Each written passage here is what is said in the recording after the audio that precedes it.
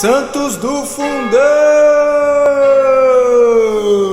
Fala, Santidade, tudo bem? Seja muito bem-vindo a mais um episódio do Santos do Fundão. Eu sou Marco Júnior e antes de entrar no Santo de hoje, né, vamos aos nossos recados. Vai no Spotify, vai no iTunes e deixa lá 5 estrelinhas, deixa um comentário, porque isso vai nos ajudar muito, né? A gente nunca te pediu nada, então, por favor. Vai no nosso Facebook, estamos lá como Só Pela Misericórdia, curta a nossa página. Vai também no Instagram, @Só Pela Misericórdia, e siga-nos no Instagram, tem muito material bacana lá pra você também. E dê seu feedback pra gente, dê sua opinião, mande um santo que você gostaria que a gente falasse aqui para contato @sopelamisericordia.com.br.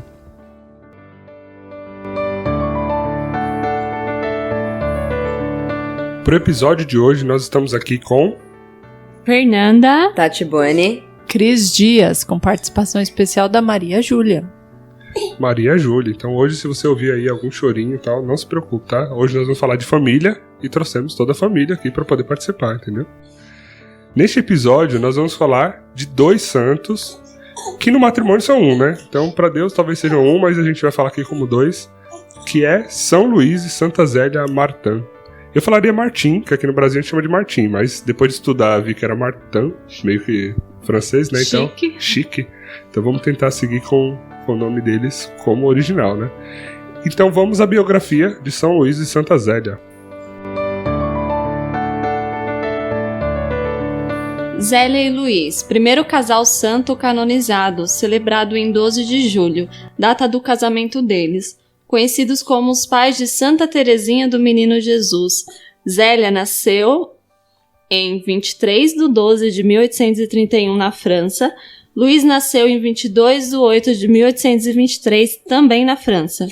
Zélia morreu em 28 de 8 de 1877 e Luís morreu em 29 de 7 de 1894.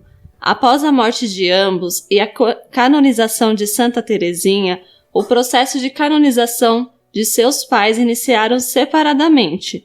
Ao constatarem seus frutos de vida de santidade matrimonial, foram canonizados como esposos.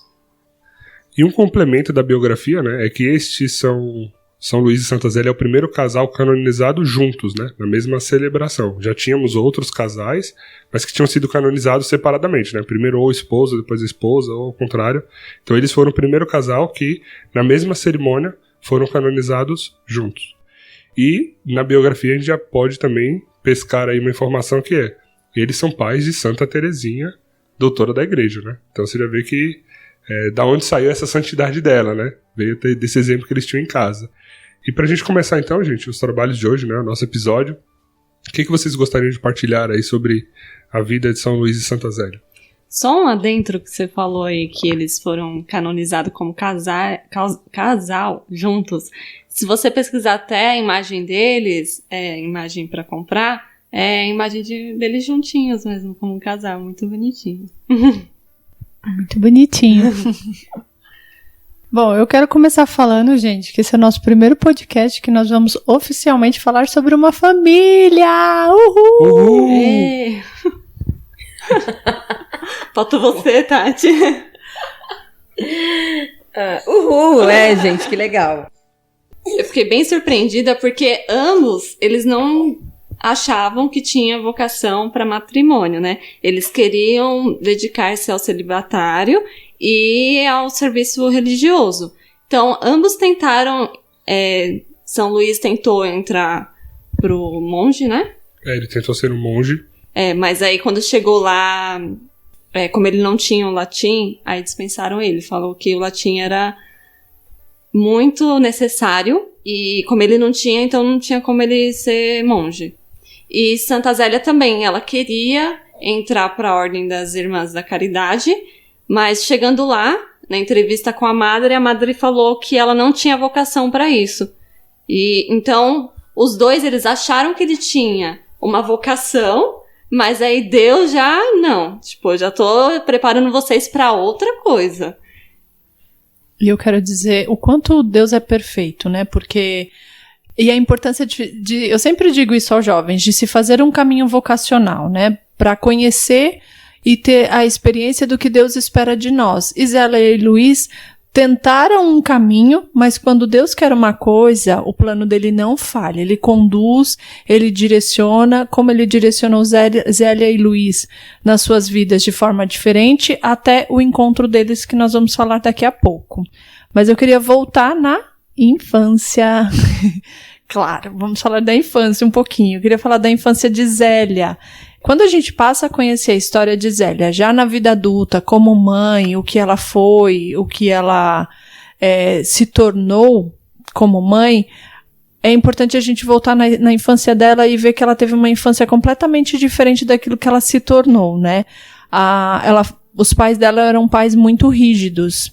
Zélia é uma pessoa que escrevia bastante, então a gente tem informações de Zélia a partir do que ela própria escreveu, e a gente sabe um pouco de Luiz, porque ele escrevia pouco, mas a partir do que Zélia escreveu e as filhas escreveram, a gente também consegue entender um pouco quem é Luiz.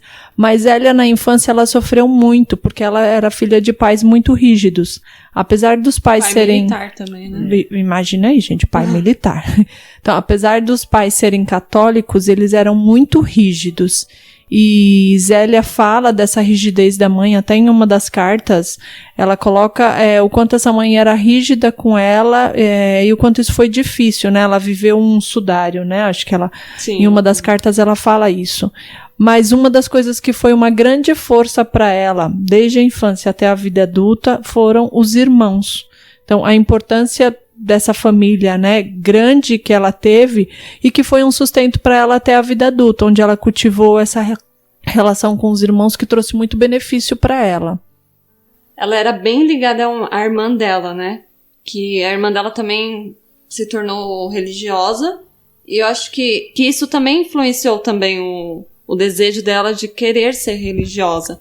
Ela até, numa carta, ela comenta esse amor que ela tem pela irmã, e ela fala assim, eu era tão amiga dessa minha irmã que não podia passar sem ela. Um dia, pouco tempo antes de ela ter partido para o convento, estava eu a trabalhar no jardim, mas ela não estava comigo. Não pude conservar-me sem ela e fui procurá-la. Então, ela me disse, que has de tu fazer quando eu não estiver mais aqui? Respondi-lhe que eu iria embora também. Na verdade, parti passados 3 meses, mas não pelo mesmo caminho. Então elas eram muito unidas mesmo. E essa partida da irmã para o convento também fez ela sentir muita falta dela. Ela comenta, né, que foi muito difícil, assim, essa separação das duas, né? Ainda que por um motivo muito nobre, né, muito lindo, ou seja, a irmã estava indo pro convento, né, se dedicar à vida religiosa, mas aquilo machucou ela demais, porque era a pessoa com que ela tinha o maior apego, vamos dizer assim, na questão da afetividade mesmo, né, já que a mãe era tão rígida e ela talvez não conseguia ter esse vínculo tão materno com a mãe, ela tentou talvez se espelhar e se aproximar da irmã, né, que foi quando elas construíram essa amizade que eram 2 pessoas inseparáveis, né? Ela amava a irmã demais. E é por isso que a gente fala da vida dos santos, né? Porque a gente tenta trazer a história do santo e ver no que ela se aproxima da nossa, que relação nós podemos fazer e aprender com os santos. Então, na história de Zélia, essa parte da infância dessa relação rígida com a mãe, uma relação muito difícil, é diferente de todos os podcasts que a gente já viu até hoje, né? Porque os pais dos santos sempre tiveram uma influência muito positiva sobre eles e ensinaram eles a fé. Mas com Zélia é diferente. Zélia, claro, transformou isso na maternidade dela e por isso ela gerou filhos santos, mas a infância dela foi uma infância enquanto santa, né, comparando outros santos que nós já estudamos, é completamente diferente. Mas ela soube transformar isso, o que hoje nós chamamos aí de resiliência, Zélia soube transformar isso. Então, acho que essa é uma primeira dica pra gente, a partir da história desses santos, é olhar essa relação com os pais, que não foi tão fácil, não foi tão agradável, mas como que ela transformou isso na vida dela. Porque as pessoas têm mania de dizer que não consigo dar aquilo que eu não recebi, né? Então, se na infância ela recebeu só rigidez, né? Tinha lá toda essa questão severa dos pais educarem, como é que ela transformou isso? Como é que ela foi uma boa mãe? Como é que ela foi uma boa esposa? E o que me incomoda um pouco nas pessoas hoje é isso. Eu sou assim porque minha mãe me tratou assim. Sou assado porque meu pai me tratou assim. Então eu não posso dar aquilo que eu não recebi. Eu não sou carinhosa porque meu pai e minha mãe não foi comigo, né? Então é interessante essa reflexão mesmo. E eu tô aqui, gente, no meio das duas irmãs. Tô me sentindo uma intrusa aqui. Porque tem duas irmãs que eu sempre falo também, os pais delas, eu vou ser a primeira que vou apontar lá e falar assim, gente, vai pesquisar a vida desse casal que vai ser um casal santo, né? Seu Nelito e Dona Maria Helena. Amém, Jesus. Vai ser um casal santo, eu não tenho dúvida disso. Eu tô meio intrusa aqui, mas falando da relação de irmã, como é lindo a gente ver essa relação hoje, né? A gente falar dessa relação da Zélia com a irmã, porque como estão as relações dos irmãos, né?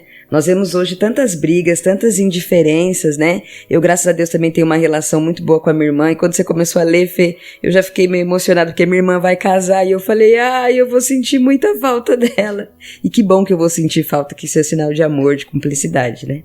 E aí eu já quero dizer para você que está ouvindo esse podcast que esse programa de hoje possa chegar até o seu coração e, de forma especial, tocar particularmente nessas relações familiares, né? Se Deus já está nos direcionando a falar de irmãos, pensa aí nos teus irmãos, naquele que Deus confiou a você, e não porque você escolheu, mas porque verdadeiramente faz parte aí do seu laço sanguíneo, e nós cremos que o Espírito Santo pode transformar o seu coração a partir disso que nós estamos falando hoje. Cara, eu já tô chorando no começo do podcast, imagina no final. Aguenta o coração aí, filho. Tem muito mais ainda pra vir.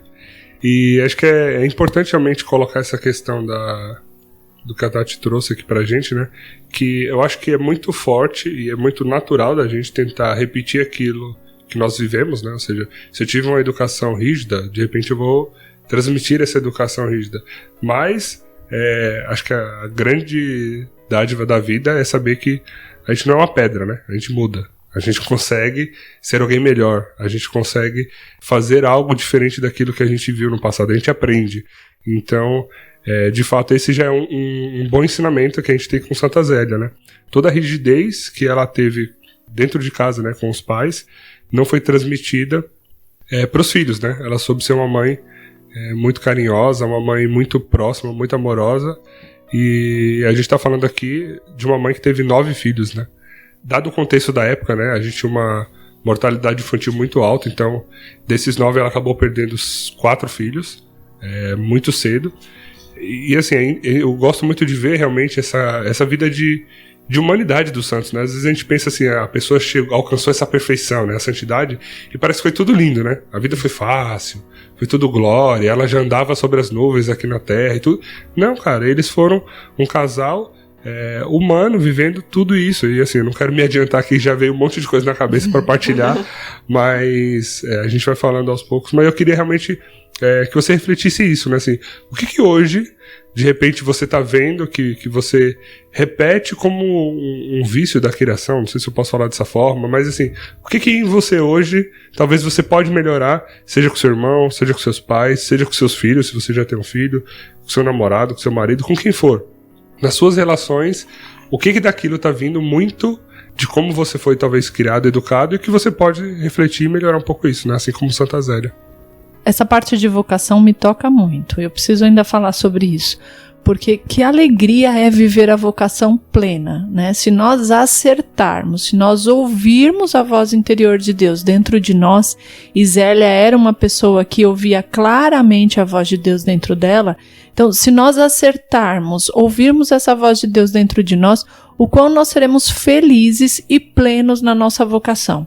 No livro, na História de uma Alma de Santa Teresinha, ela fala que ela não teria tido a existência se os pais dela tivessem seguido outra vocação. Mas eles tiveram a sensibilidade e os caminhos de Deus foram guiando para que eles pudessem se conhecer e casar. E esse casamento gerou santos para o céu, literalmente. Né, gerou santos. Então, que alegria nós fazermos o nosso caminho vocacional e ter a certeza de que nós somos plenamente realizados na nossa vocação.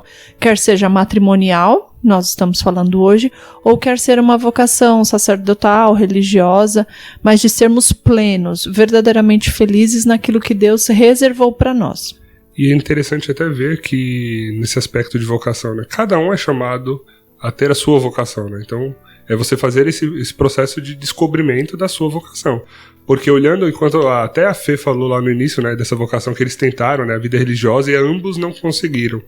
E às vezes, olhando hoje, é como se a gente imaginasse assim, o ápice de uma vocação é a vida religiosa e tal, então quem consegue ali se dedicar plenamente à vida religiosa, enfim, tem como se fossem privilégios. E não, cada um tem a sua. Eles tentaram essa vocação, que é a vida religiosa, que não era deles. E amém, graças a Deus não era deles, né? Eles descobriram que, na verdade, a vocação deles era o matrimônio e viveram muito bem esse matrimônio, né? Então, assim, se você, por exemplo, tem esse desejo de viver a vida religiosa, e até se você já tentou, mas se isso, de repente, foi te mostrado que não é sua vocação, não sei se isso aconteceu e como foi, amém, cara, tranquilo, segue a vida, né, vida que segue, que com certeza em breve você vai descobrir a sua vocação e vai ser muito feliz nela, assim como eles foram. Sim, e é até importante ressaltar que, por exemplo, São Luís, né, ele, depois que ele recebeu o não lá, tudo bem, ele desistiu de procurar a vida de monge e tal, mas ele continuou com o pensamento de ser celibatário. Então, na cabeça dele não passava ainda o matrimônio.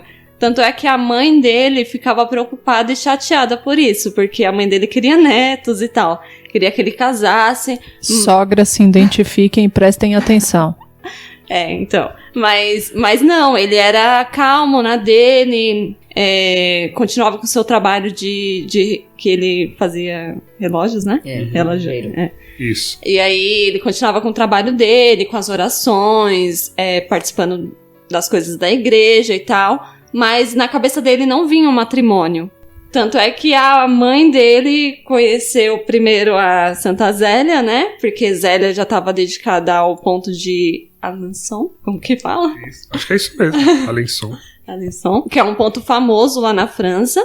E é só pra explicar, né? Assim, não sei se ficou claro, não, mas quando fala ponto, né? Um ponto de ônibus não, viu, gente? É um ponto de ponto bordado, cruz, bordado, essas rendas, coisas, né? Rendas, né? Rendeira, gente. Ela era rendeira. Chiquérrimo.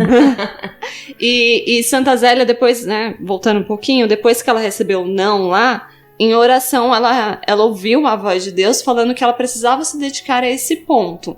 E aí ela foi procurar estudar, tal, fez cursos e se tornou uma verdadeira... Virou especialista, né? Exatamente. E aí, nisso, ela abriu a lojinha dela, tal, foi crescendo e ela foi começando a ensinar para pessoas. E uma dessas alunas dela era a mãe de São Luís. E aí, a mãe de São Luís conheceu Santa Zélia, viu, nossa, que moça boa, não sei o quê, ela seria uma boa nora. Pretendente aí pro meu filho. Uma boa pretendente pro meu filho. Quem sabe, vou juntar eles. Só que Deus foi mais rápido, né? Deus foi mais rápido. Deus é o cara, gente. Maluco. E um certo dia, os dois passando numa ponte de São Leonardo, eles se cruzaram, um olhou pro outro e só ali bastou já pra eles se apaixonarem. E aí conta que Santa Zélia ouviu uma voz no coração dizendo: "Este é o marido que eu preparei pra você." Para tudo, gente. A importância de ouvir a voz de Deus, né? Porque, eu vou voltar um pouquinho no que a Fê falou, ela ouviu a voz de Deus dizendo que ela, eu vou falar rendeira, tá, gente? Que ela, pra ela ser lá a rendeira. Aí, ela obedeceu, tá? E ela foi a melhor. Então, isso, eu fico muito revoltada, né? A pessoa ouve a voz de Deus, que já é um negócio que, né, não é fácil você parar pra ouvir a voz de Deus, obedecer, e ela se tornou a melhor naquilo que ela fazia. Ela era empresária, vocês estão entendendo? Né? Nós Então, estamos falando de uma mulher de 1800, né, gente? Sim. E ela criou todo o negócio sozinha, realmente. Ela que estruturou tudo, né? Começou com ela e eu acho que uma irmã, e aí foi crescendo, então ela precisou ensinar as pessoas, porque nem todo mundo sabia, ou seja, essa questão de ser a melhor, né? Ela foi tão reconhecida por isso que ela fazia, né? Que ela começou a ensinar as pessoas para as pessoas conseguirem trabalhar para ela. Porque não dava com o conhecimento padrão ali que as pessoas tinham. E como Deus é impressionante, né? Como vocês estavam falando. Então eles seguiram até mais ou menos o mesmo caminho, né? Receberam a negativa ali, o não. Aí ela foi pra esse ofício, né? De bordadeira lá e tal. E ele seguiu o ofício de relojoeiro, né? Ele foi aprender esse ofício e tudo mais. E é engraçado que, assim, a lojinha de ponto cruz dela lá, já que você falou bordadeira, eu vou falar ponto cruz. A lojinha do ponto cruz dela era em frente à relojoaria dele, né? Então eles se viam todo dia. Mas nunca se notaram. se cruzaram, assim, mas Deus. tipo... Era todo dia, né? Um olhando pra fachada da loja do outro e a vida seguindo, né? É isso. Sim. Quando a gente fala assim, que os sonhos de Deus são melhores que os nossos. Sim. Nós sonhamos uma coisa pra nós e a gente acha que aquilo é belo e maravilhoso, mas os planos que Deus tem pra nós é melhor do que aquilo que nós mesmos queremos. É muito louco. Mas aí a gente é cabeça dura, né?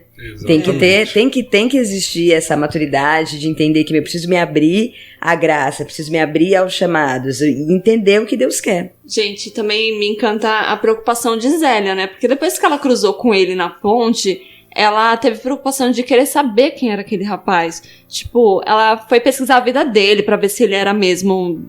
acreditava nas mesmas coisas que ela, se ele era da igreja, etc e tal. E isso também é bonito, né? Tipo, ela não foi... Ela só deu por o primeiro passo, É. né, gente? Muito bem dado o passo. Você vê Exatamente. que é uma pessoa muito à frente do seu tempo, né? Se tornou empresária lá em 1800 e pouquinho, deu esse primeiro passo, isso sem Google, hein? Não Sem tinha Google, Google pra pesquisar nada não, cara. Não tinha Facebook pra você entrar lá e ver o que o cara tá E ver, postando. Stalkear, não tinha como stalkear ninguém, não. Exatamente. Só que ela também tinha uma carta na manga, né? A mãe de São Luís estava ali do lado dela, né? E ela Então escutava Deus, né, cara? É, e pô, todas aí as fica mais cartas fácil, na né? manga. E esse namoro deles, né, não durou, tipo, anos e tal. Não, quando tem que ser, é rápido. E demorou 3 meses. Depois de 3 meses, eles já estavam casados. E o casamento deles foi de madrugada, né? Do dia 12 pro dia 13 de julho. Acho que a gente tira até outro aprendizado daí, né? Porque as fontes até que eu li, eles não queriam festas, aquela coisa muito grande, assim. O importante pra eles era esse sacramento, né? Era o que eles iam viver em Casar matrimônio. na igreja. Então eles casaram logo na virada da meia-noite, porque eles não queriam fazer alarde nem nada. Então, assim, uma festinha simples. Então, se você quiser fazer aquele casamento de 200 mil reais, não precisa, gente. O sacramento, O sacramento vale é mais do que importante. toda festa, né?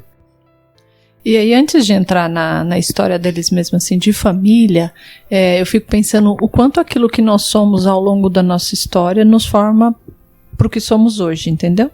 Meio filosófico assim, mas vamos lá. Então, Luiz era relojoeiro, né, que chama? Isso.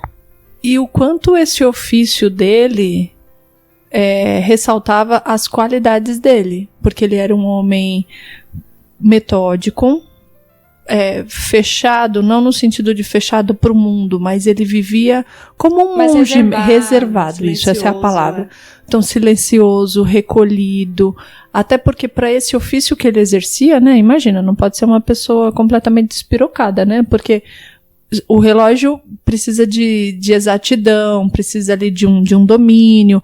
E Luiz era esse homem de muita oração, de reserva, era alguém que gostava de pescar. Então, pescar também é uma atividade que remete um pouco o perfil de quem gosta, né? Não é qualquer pessoa que gosta de pescar.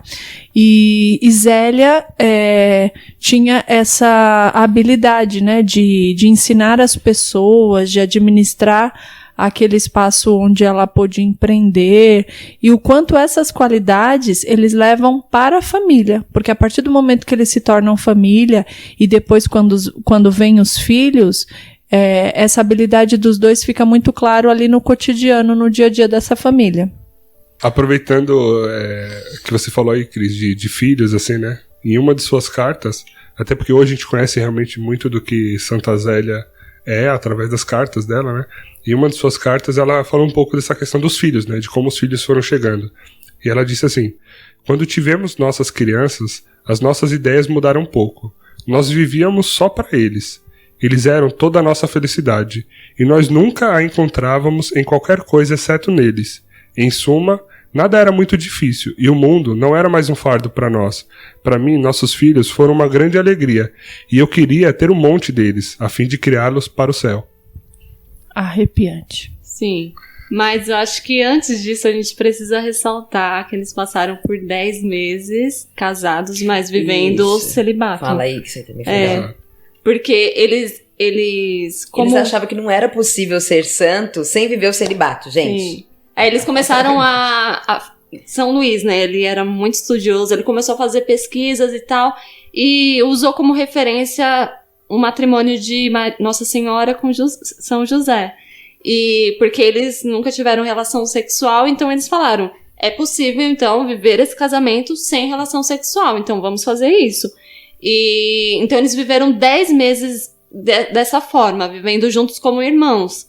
E aí, um certo dia, um confessor falou... Só um detalhezinho, Deus, antes de você entrar nisso. Eles viviam como irmãos, mas já devia ser uma convivência muito gostosa, né? Porque Zélia teve toda essa história anterior de relação com o irmão, então já devia ser uma convivência muito prazerosa. Mas eles haviam se casado, e eles precisavam viver o casamento de uma forma mais consumada. E aí, esse padre falou exatamente isso mesmo, que a missão do casamento era gerar frutos, gerar filhos para o céu, e que eles precisavam concretizar isso. E aí foi a partir do que o padre disse, que aí eles, então, tiveram como meta ter filhos para o céu. E quanto mais, melhor. Meta de vida, gente. Tiveram 9 filhos, né? Como o Marx colocou, 4 vieram a falecer e aí permaneceram só 5 meninas. Mas é interessante pensar em metas, né? A gente tem vivido um tempo onde nós temos falado muito de meta, de propósitos de vida.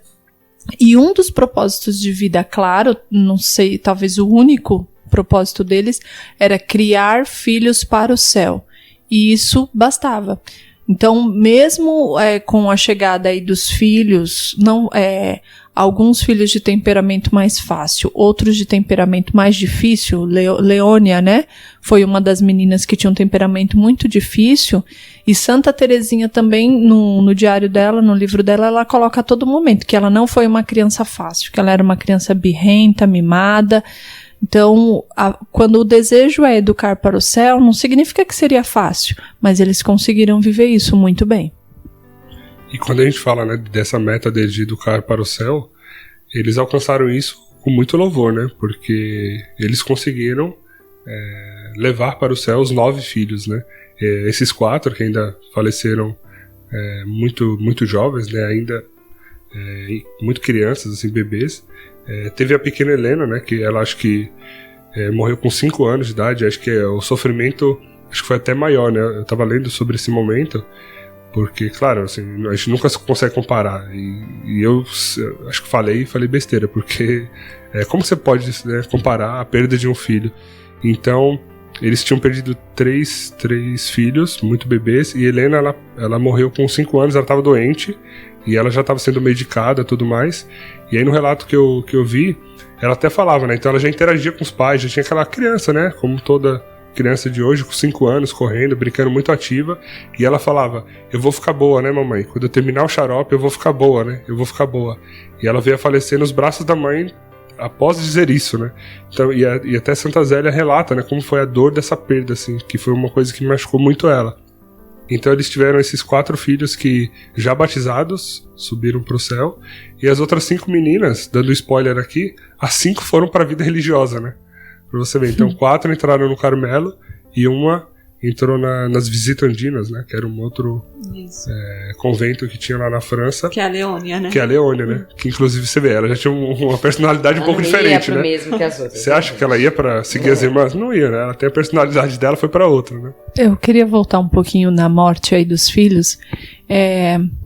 Então, para você também que está ouvindo esse podcast, que você já sofreu com a perda de algum filho em qualquer idade da vida, pode ter sido um aborto, pode ter sido criança, pode ter sido adulto, não importa, né? Acho que quem perdeu um filho sabe o quanto isso é significativo e o quanto isso é uma marca que fica para a vida toda. Santa Zélia, ela nunca esqueceu desses filhos, né? Ela, inclusive, falava que rezava por eles, pedia ajuda deles no céu para ajudar a educar os filhos dela aqui na Terra.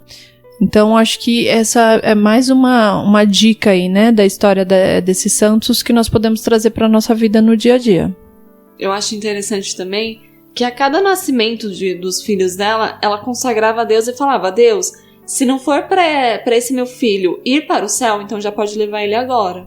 E disso, né, dessa confiança dela, tipo, eu só quero que ele viva se ele for para o céu. Se não, é melhor você levar agora.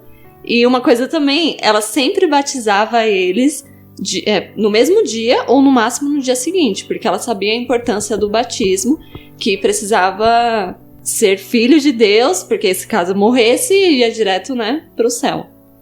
Inclusive ela repetiu isso até numa ocasião em que a Leônia estava muito doente, né? E ela pediu a cura para Deus, né? Então rezou ali para Deus pedindo a cura, desde que ela fosse santa. Ou seja, se for para ela ser santa, que o Senhor a cure. Se não, pode levar ela pro céu, que tá tudo ok, sabe? Tipo, e ela realmente confiava tanto nisso, né? Que era uma coisa que realmente estava muito forte no coração dela. Ou seja, se não for pra santidade, se não for para eles chegarem ao céu, que o Senhor possa levá-los. Tipo, já tá na hora, né? Digamos assim. E olha o poder da oração de uma mãe. É o que a gente sempre fala, a Tati fala muito isso, mas o poder da oração de uma mãe, porque Santa Zélia fez essa oração e hoje a Leônia ela está em processo de canonização, em processo de beatificação, né? De beatificação. E fora Santa Terezinha, é a única da família, né? Exato. Então, aquela que tinha o gênio mais difícil, a quem Zélia se dedicava mais para rezar por ela, está em processo de beatificação. Então, o poder da oração de uma mãe é isso, é ter a certeza de criar o filho para o céu. Mãe, reza por mim, eu tenho jeito ainda. Obrigada. E aí, reforçando essa questão, né, que vocês falaram que as 5 meninas viraram religiosas, e não foi à toa, né, porque no lar os pais já ensinavam a oração, a devoção à Virgem Maria, o amor aos pobres e o amor pela igreja. Então, desde pequenininho, isso já ia sendo semeado no lar. E, tipo, é óbvio que ia dar bons frutos, né? Então, o caminho é esse, gente, ó. Se a gente quiser saber qual é o caminho, vamos seguir aí o exemplo de Zélia e Luiz. Gente, tem muitas cartas de Zélia, muitas. Tem um trecho que ela fala assim, eu por mim tenho verdadeira paixão por filhos, nasci para tê-los.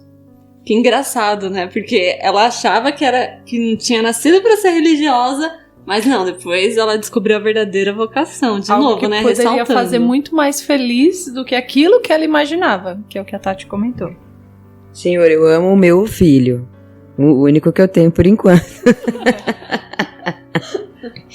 Mas eu tô entendendo que seus planos são melhores. Tá, já entendi, ficou bem claro pra mim. E esse exemplo, né, que as crianças tinham dentro de casa ficou, acho que, tão forte, né, tão marcado na vida e na história deles, é que Santa Terezinha até colocou, né, nos seus livros também, nas cartas dela, que ela tinha pais mais dignos do céu do que da terra, né? Então ela já via e reconhecia a santidade deles aqui na terra. Então, realmente, esse exemplo que a gente pode ser dentro de casa para os nossos filhos, eu acho que é muito forte. E exemplo de verdade, viu, gente? Não é fazer algo, digamos, para as crianças entenderem que tem que seguir um caminho. Se de repente aquilo não for verdade, uma hora ou outra você vai escorregar e não vai ficar bom, né? Então, vamos ser exemplo de verdade, vamos fazer com que nossos filhos também cheguem no céu. E um detalhe importante aí dessa vida do lar, né, de Zélia e Luiz, dessa relação com o trabalho, eles eram pessoas que estavam ali inseridas na sociedade, né, eles tinham uma boa condição, não eram ricos, mas também não era de uma família muito pobre. O trabalho de Zélia e o ofício também do Luiz traziam uma boa renda para a família. Depois Luiz até foi trabalhar também junto com Zélia quando os negócios dela começaram a expandir, mas eles tinham os valores religiosos muito firmes no coração deles. Eles não trabalhavam dia de domingo. Imagine, mesmo sendo empresários, mesmo tendo o próprio negócio, não custaria nada, né? Esticar ali o trabalho um pouco mais, e eles recebiam orientações para isso, porque isso daria mais dinheiro, mas eles nunca descumpriram um mandamento de guardar domingos e festas. O quanto isso foi sábio e o quanto eles ensinavam isso para os filhos. Então, domingo, de fato, era o dia do Senhor, era o dia da família, era o dia onde eles passavam juntos. Zélia tinha, né, alguém em casa para que ajudasse ela ali na educação e nos cuidados de casa, para que ela também pudesse trabalhar. Tudo isso me chamou muita atenção porque é uma mulher de 1800 e é algo que se faz tão presente hoje na nossa vida. Muitas vezes nós nos sentimos culpados por ter que sair e trabalhar. Tudo bem, ok, né? Isso é necessário, isso faz parte. E de alguma forma, ela não deixou de ser santa e de viver a santidade nos pequenos detalhes, também nisso, né, em confiar o lar dela a alguém, mas ela não deixou de ter a responsabilidade sobre aquele lugar e sobre as filhas. Eu preciso ressaltar esse amor, né, lindo entre Zélia e Luiz, como casal mesmo. Uma vez, Zélia teve que viajar para visitar o seu irmão em Lisieux, sei lá como fala isso. Só que São Luís não podia ir, porque ele viajava muito a trabalho e tal, e aí esse foi um período que ele não conseguiu ir. E aí Santa Zélia escreveu uma carta para São Luís, contando, né, da saudade que ela estava sentindo dele. E aí eu vou ler alguns trechos aqui. Meu querido Luiz, hoje, domingo, há uma bela recepção aqui em casa. Mas eu sou mais custosa de desarmar. Nada disso me interessa. Ando exatamente como os peixes que tu tiras para fora da água. Já não estão no seu ambiente. Não lhes resta senão morrer. Creio que era o que me aconteceria se a minha permanência aqui tivesse que ser prolongada. Não me sinto à vontade. Não estou nos meus hábitos. O que me influi no físico e me faz andar quase doente. Quando me tarda ver-me junto de ti, meu querido Luiz, amo-te de todo o meu coração e sinto que meu afeto aumenta com a privação de tua presença que tanto sinto. Seria impossível para mim viver separada de você. Gente, muito fofos. Meta. Tipo, meta aí, ó, pra solteiro, encontrar um Luiz, encontrar uma Zélia na vida. E eles se relacionavam assim, né, durante todo o tempo de matrimônio. E essa relação do lar era os dois dessa forma, e o que eles faziam no dia a dia? Eles eram pessoas de coração extremamente caridoso, bondoso. Então, as filhas aprenderam deles a ajudar os mais necessitados, os mais pobres, que com frequência batiam na porta da casa deles pedindo ajuda. Eles eram pessoas que viviam os jejuns, as abstinências, as orações diárias em família, a Santa Missa, e tudo isso num contexto muito familiar. Como o Zélia até fala, né, que está fora desse habitat aí natural dela. E tudo isso era muito, muito natural no contexto dessa família. Era assim que eles viviam. E acho que essa pode ser mais uma dica aí para nós pensarmos na nossa casa, nas nossas famílias. Um outro ponto também, só para ressaltar nessa relação deles, como ela, inicialmente, né, foi essa pessoa à frente do seu tempo, né, sendo empreendedora, montando toda essa empresa aí para renda que ela vendia. E São Luís, enquanto relojoeiro, ele viu que o negócio dela estava prosperando mais que o dele. Então o que ele fez? Fechou a lojinha dele e foi trabalhar com ela, né? Que para ele também, ele via que ele podia contribuir, né, enquanto família, estando mais próximo ali do que mantendo o negócio dele. E também eu acho que isso já é ser um pouco à frente do seu tempo, porque naquela época, lá em 1800, o homem, né, era aquela figura da casa e do lar, a pessoa que sustentava tudo e tudo mais, e ele viu que o negócio da esposa era mais lucrativo, vamos dizer assim, financeiramente, estava mais próspero do que o dele. Então ele não pensou duas vezes, né? Fechou a lojinha dele, foi trabalhar com ela, e ele passou aí a ficar viajando, né, pela França, mostrando e vendendo o ponto cruz lá que ela fazia. Bordados. Isso. É interessante isso, porque hoje também a gente vê casais que tem essa coisa do marido. Eu comentei por causa disso, esse apego, né? assim. Ai, porque ela ganha mais que eu, ou porque eu ganho menos. Sabe, não tem isso, gente. O casal santo é o casal que se ajuda, ele precisa um do outro. E independe quem trabalha, quem não trabalha, quem ganha mais, quem ganha menos. Isso independe. É da família, né? O casal santo é o casal que vai se ajudar. Né, o casal que acredita assim, que vai ter essa parceria, que vai ter essa coisa, agora você não pode, mas eu posso, e assim vai, e vice-versa. É um realmente se apoiar no outro em busca da santidade. É isso aí. Não, eu tô aqui refletindo. Como eles eram à frente ao tempo deles, né, cara? Mais uma reflexão pra gente, porque todos os santos que a gente tem falado eram pessoas à frente do seu tempo, né? Por isso que foram santos, porque viveram de forma plena, absoluta, obediente à vocação, aquilo que Deus tinha como plano de vida pra eles. E quando a gente fala à frente, né? Não é uma coisa negativa, tipo, vocês são caretas, tipo... Pelo contrário. Não, era à frente nas coisas que deveriam ser à frente mesmo. Eu só queria ressaltar um pequeno detalhe sobre o parto, né? Porque o parto de Zélia, ela que teve vários filhos, né? 9, e no parto de Santa Terezinha, em uma das cartas ela coloca assim: sofri só meia hora, o que antes senti não é de se levar em conta. Prestou atenção nisso? Isso foi amiga? o que mesmo? É um parto, é isso aí? É o parto, é de Santa Terezinha. Ela falou assim, o que ela sofreu mesmo foi só meia hora. Pra quem já teve um parto aí normal, natural, o quanto o sofrimento pra eles também, eles não valorizavam no sentido de ressaltar, sofri muito, quase morri. Não, o que eu sofri mesmo foi meia hora, que foi quando ela tava pra nascer. O resto não se leva em conta, porque a alegria após a chegada dela foi tamanha, né? É isso aí, mulheres. Eu tenho que tomar Não, posse eu fiquei aí. até E quando eu tive o Cauã, eu saí assim, não quero ter filho nunca mais. Que dor, que dor, que dor.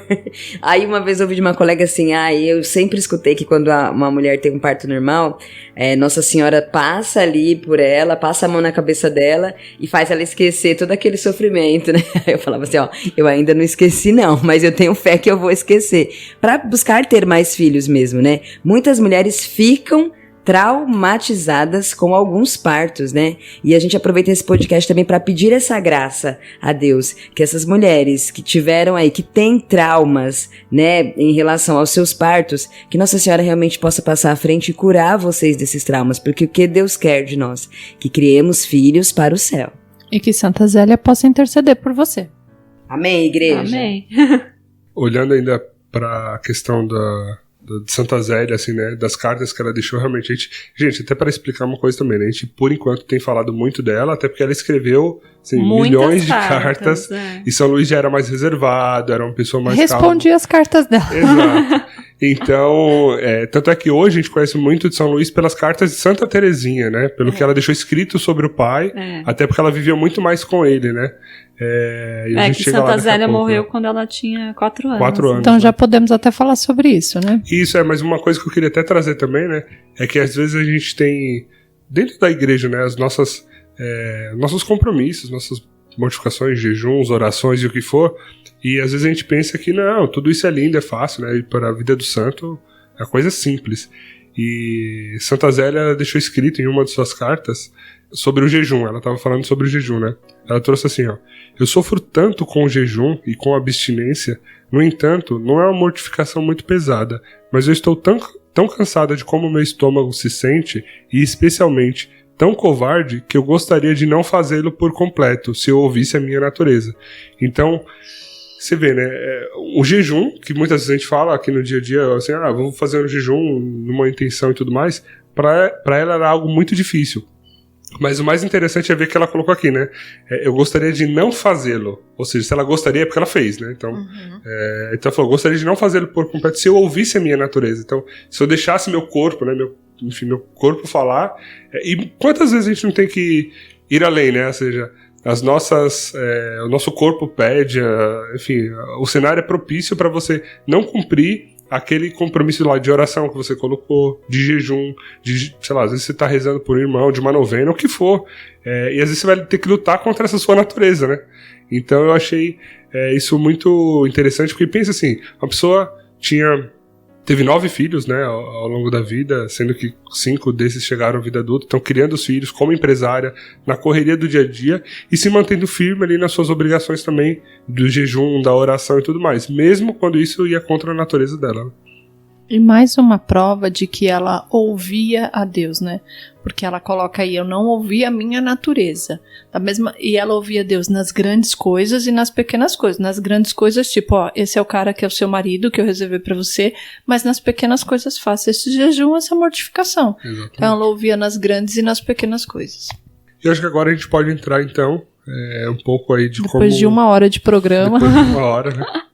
Como foi que Santa Zélia, então... Que ela partiu primeiro, veio né? a falecer, né? Ela partiu primeiro, depois São Luís.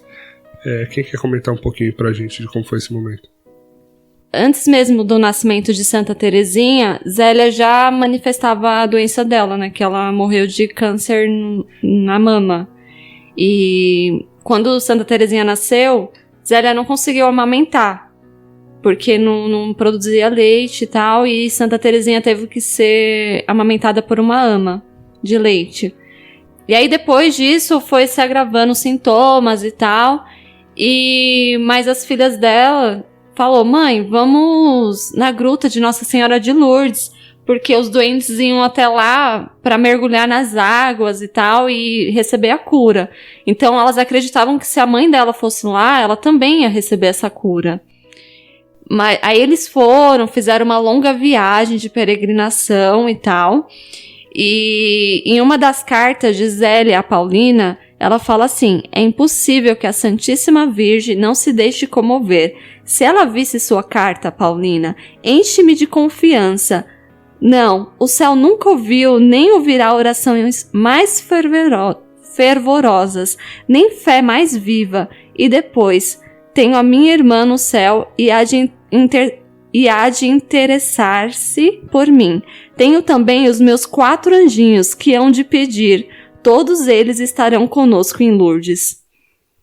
E aí, eles fizeram essa peregrinação e tal, mas acabou que, né, esse não era o plano de Deus mesmo. Ela teria que partir antes de Luís, e com 4 anos de idade de Santa Terezinha, Santa Zélia faleceu devido ao câncer de mama. E aí pra gente ver que os santos também nem sempre conseguem aquilo que eles pedem, né? Ela não foi curada. Em vida, né? Porque quando eles estão no céu já, eles podem tudo por nós. Boa, Cris. Ela não foi curada, mas ela resignou-se à vontade de Deus, né? Mesmo que não correspondesse às suas orações. E numa carta ela diz: a mãe de Deus não me curou em Lourdes. O que se pode fazer? Meu tempo é um fim, e Deus me quer descansar em outro lugar, que não seja na terra. Né? Então sempre ela obedecendo e entendendo os desígnios e as vontades de Deus para a vida dela. Sim, esse não foi o motivo que deixou ela triste, desanimada, descrente, né? Muitas pessoas às vezes pedem e não recebem, e isso é um motivo delas se afastarem de Deus e não acreditarem mais. E não, isso não aconteceu com Santa Zélia. Até porque Deus sabe de todas as coisas, né? Então às vezes a gente pede, aquilo que a gente tá pedindo não é o melhor pra gente, né? Muitas vezes a gente pede algo que vai nos levar para um caminho que não é o plano de Deus pra gente. Então, como Santa Zélia já tinha cumprido muito bem a missão dela aqui na Terra, chegou o momento dela descansar. Então ela partiu pro céu, né? E São Luís então ficou com 5 meninas para ele cuidar e tomar conta, né? Imagina então ele sozinho com 5 mulheres dentro de casa, adolescentes, crianças, adultas ali para educar. E qual foi a primeira coisa que ele fez? Foi buscar ajuda, né, gente? Por favor, 5 mulheres dentro de uma casa, só ele coitado ali para cuidar. Então ele se mudou, né? Foi sábio. Foi sábio.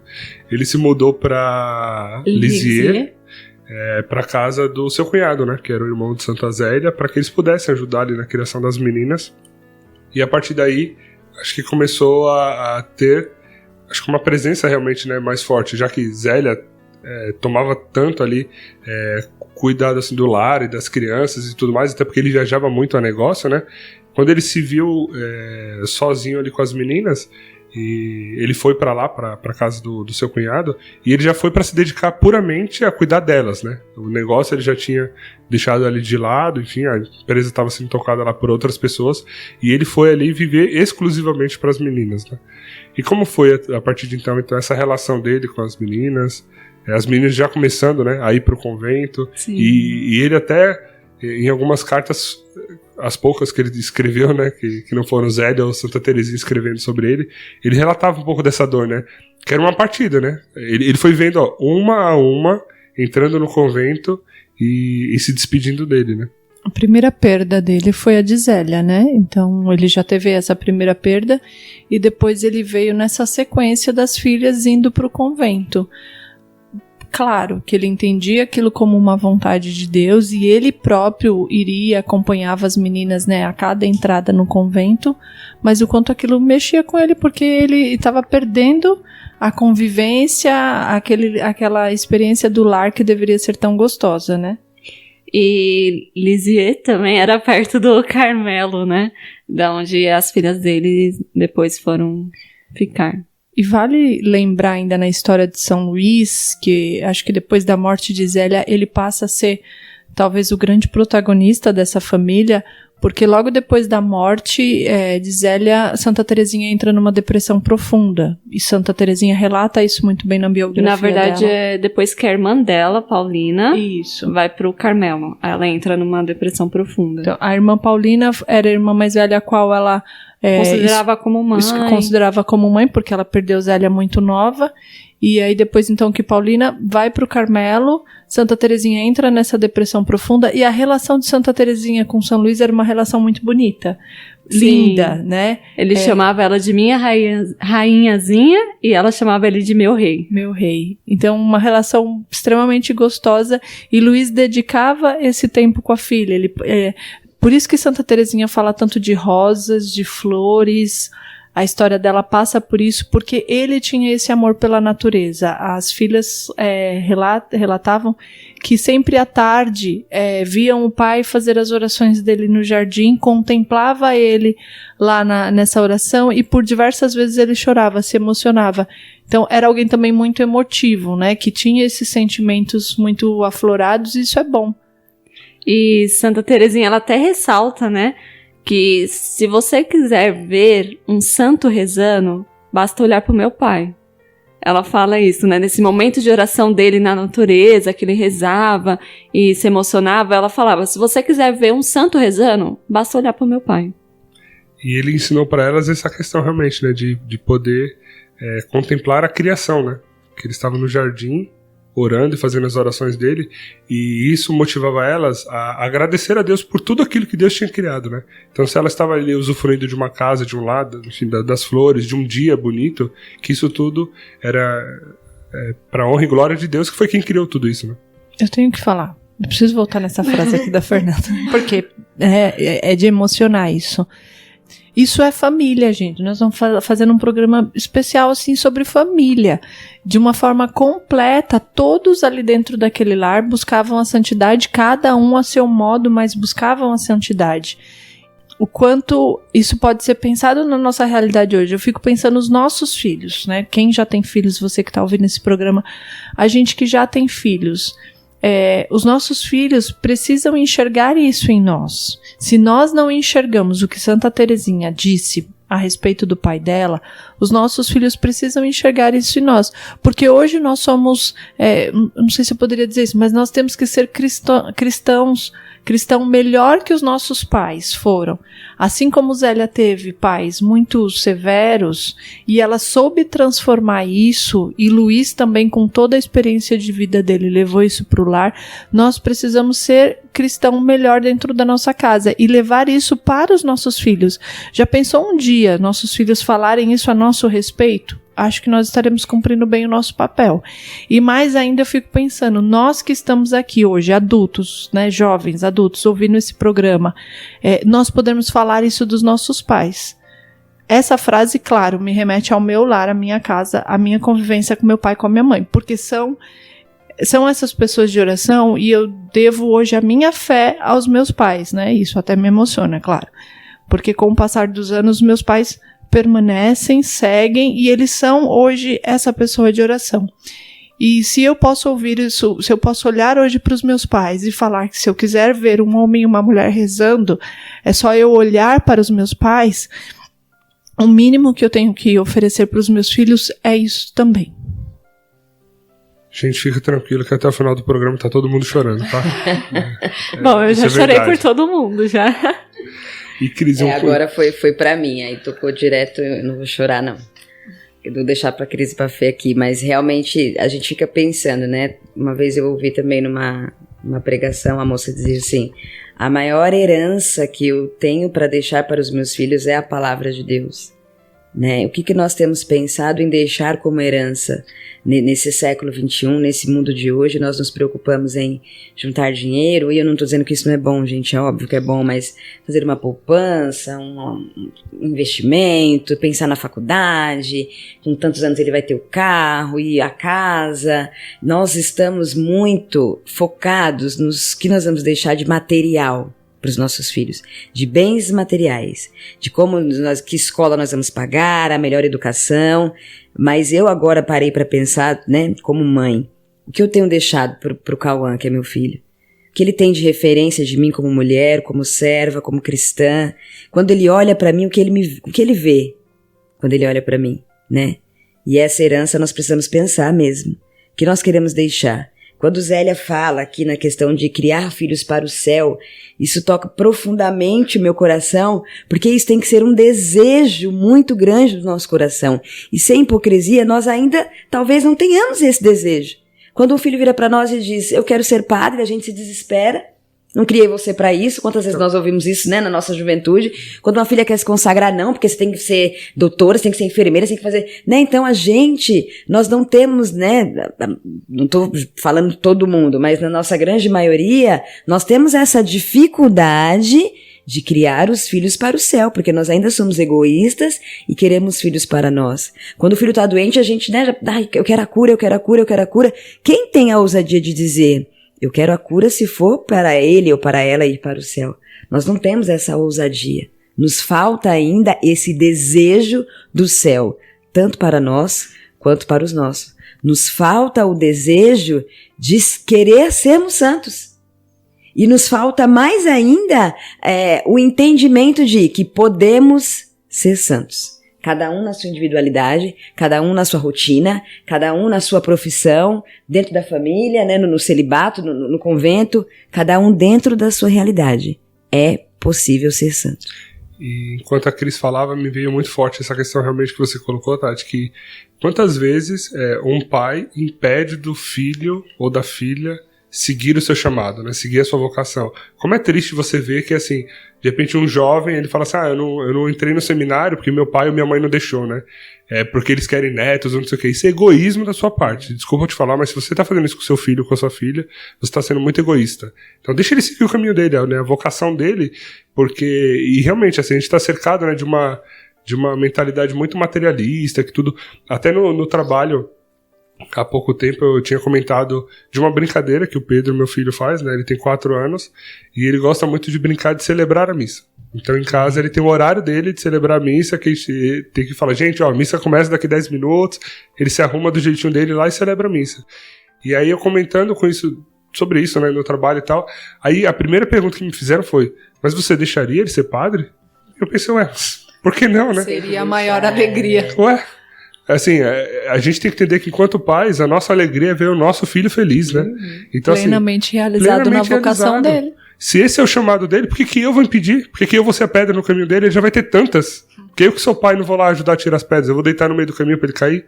Então, que a gente possa, né, realmente se espelhar. Até eu já tô me emocionando aqui também com o Pedrão aí.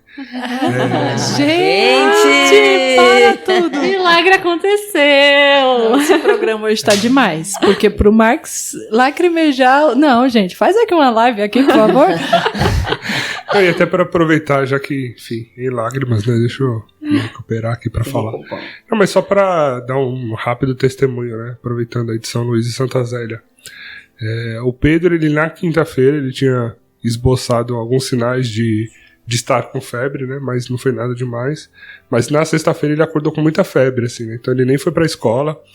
E eu fui trabalhar e sempre conversando ali com a Dani, né? Por mensagem lá, ela me mandando lá, a temperatura tá tanto, já dei remédio, eu não dei.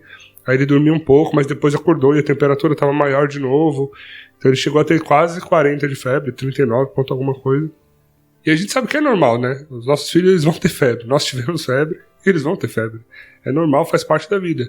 Mas a gente não quer ver ele sofrer, né? Então, assim, que o ponto que você de fato percebe a febre da criança é quando ela deixa de brincar e ela simplesmente deita no sofá para querer assistir. A criança, ela não é assim. A criança, ela é ativa, ela brinca e tal. Uma hora ou outra ela vai assistir, ela vai.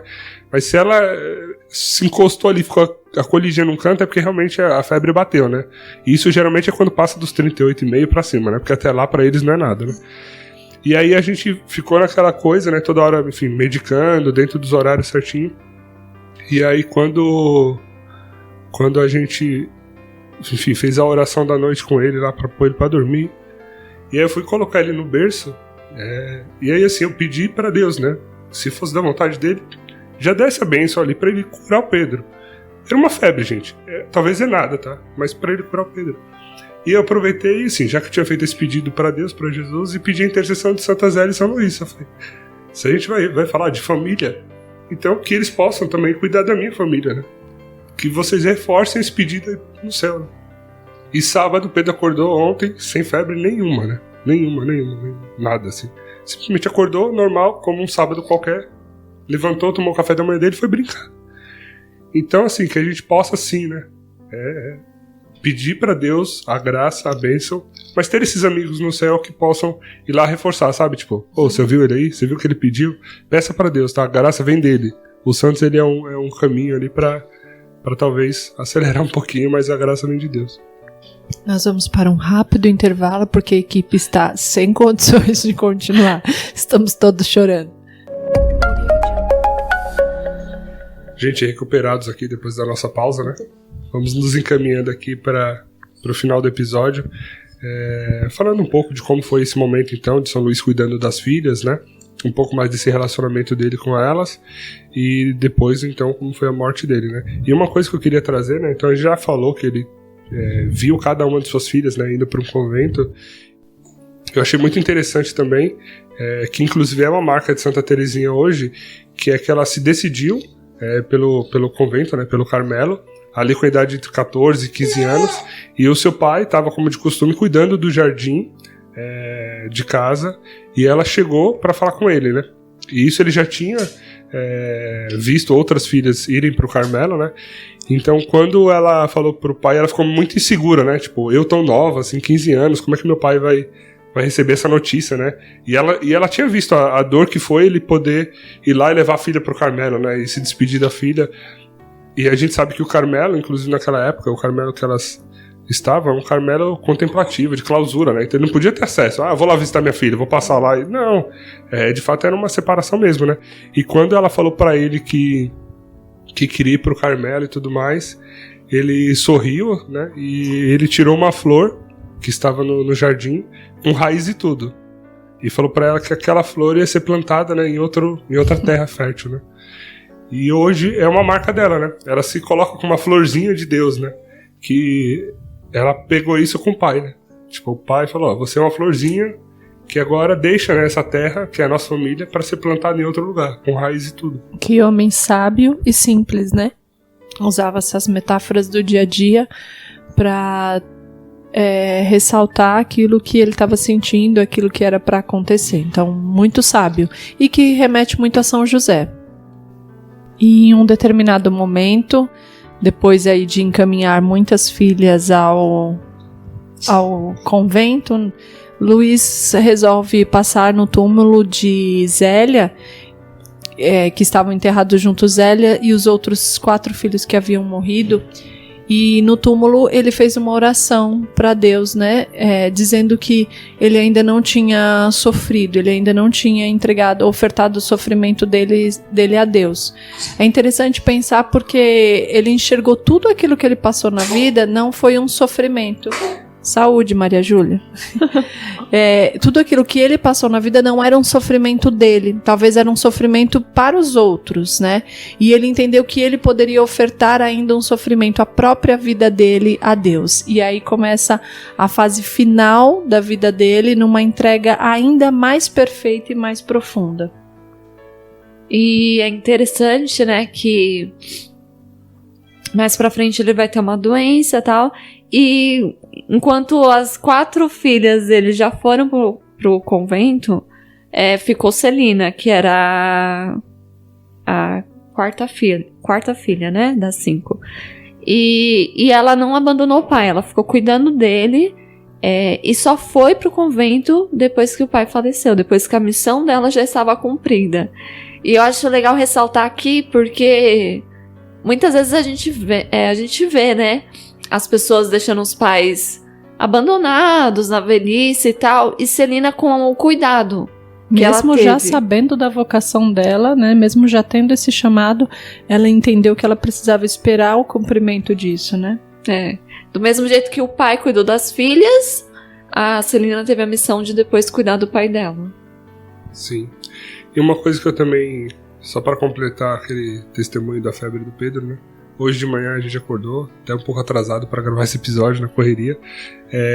E foi legal que a primeira coisa que a Dani me falou foi que ela tinha feito o mesmo pedido para São Luís e Santa Zélia, né? Então, só reforça ainda mais essa questão do cuidado deles por nós também, né? E aí, falando um pouco dessa doença de São Luís, né? Ele teve esclerose múltipla, né? Que é uma doença degenerativa, né? Então, você vê, ele foi sofrendo cada vez mais aos poucos, né? Era gradativo, assim. Então, a cada ano que ia se passando, a cada dia que ia se passando, a doença ia se agravando um pouco mais. E ele foi tendo vários estágios, assim, da doença, né? Então, teve um episódio, inclusive, que aquilo...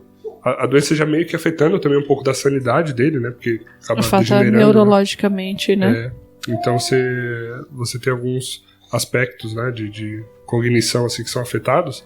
Então, ele teve um dia que ele acordou, assim, e para ele, a França estava sendo invadida, né? Porque foi um contexto muito de guerra naquela época também. Então, aquela cidade que eles estavam, aquela cidade de Lisieux, estava sendo invadida pelas tropas.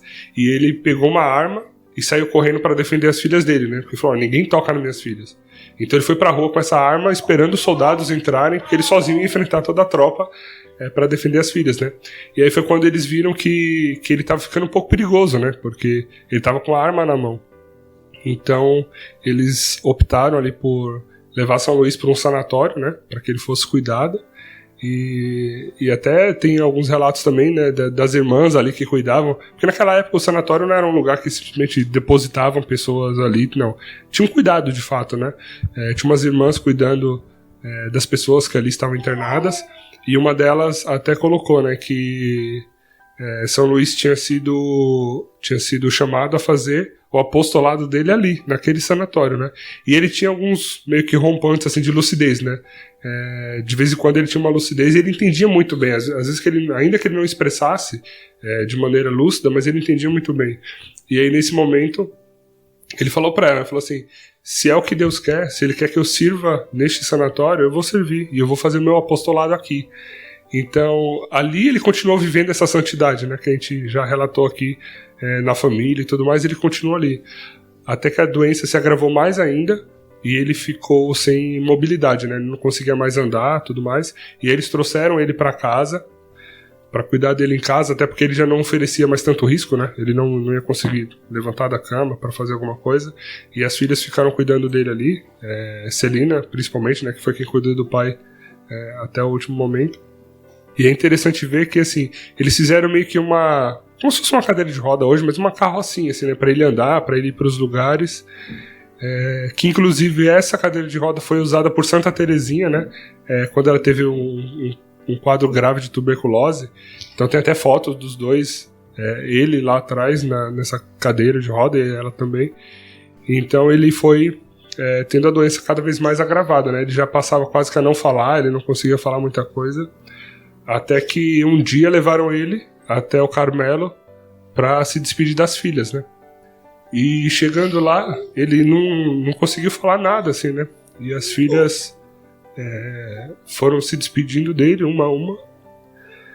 E até que elas falaram, né? Tipo, papai, nos vemos logo, né? Nos vemos em breve. Aí ele só apontou o dedo para cima, assim. Tipo, lá no céu. Então é muito bonito ver isso.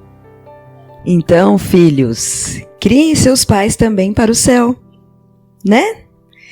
Nós ouvimos muito no programa de hoje que Luiz e Zélia criaram os filhos para o céu.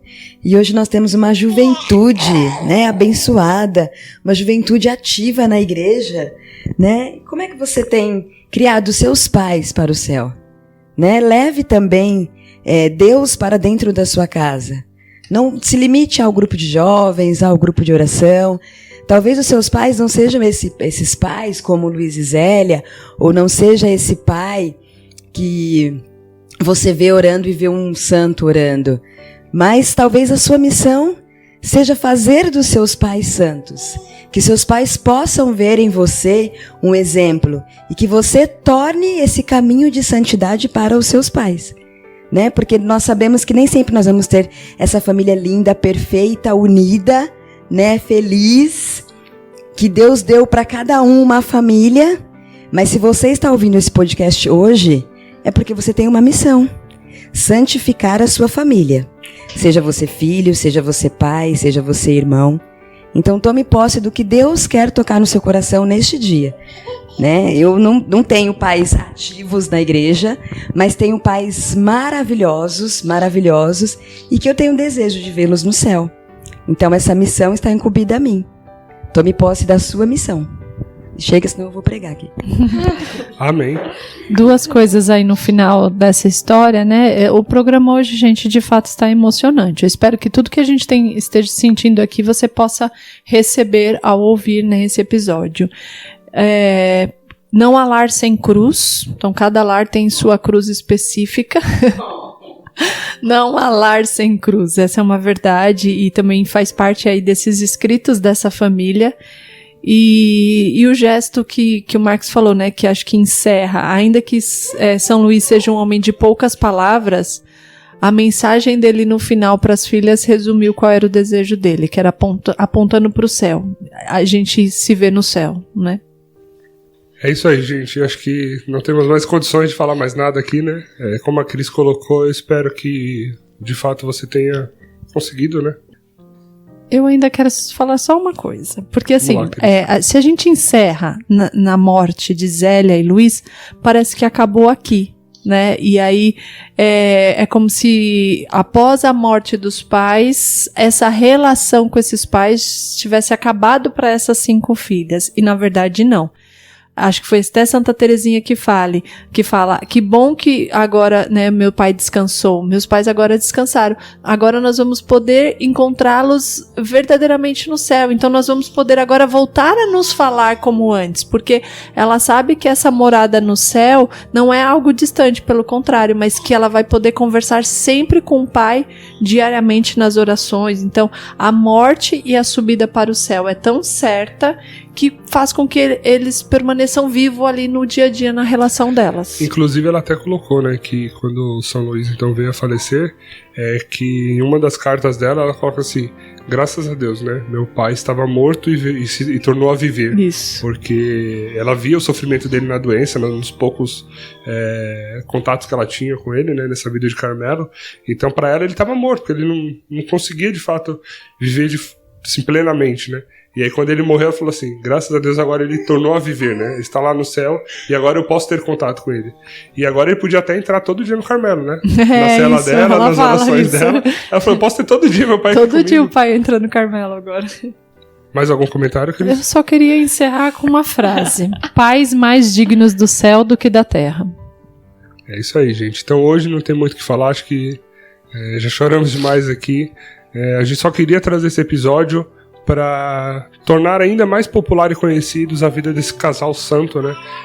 Ele já tem a sua fama, a sua popularidade através do que Santa Terezinha é pra gente, pra igreja, mas a gente queria trazer sim esse episódio, então ainda que eles não sejam altamente lá do fundão e tal, mas eles são muito importantes e pra gente muito especiais, e a gente queria também que você conhecesse a história deles, se inspirasse um pouquinho na vida deles e ajudasse, né? Seja seus filhos, seja seus pais, assim como eles a irem para o céu. Amém? Amém. Que a história da sua família, da nossa família, possa ser uma história santa também, né? Abracemos a cruz da nossa casa, do nosso lar, e possamos fazer experiência aí contando a santidade das nossas casas.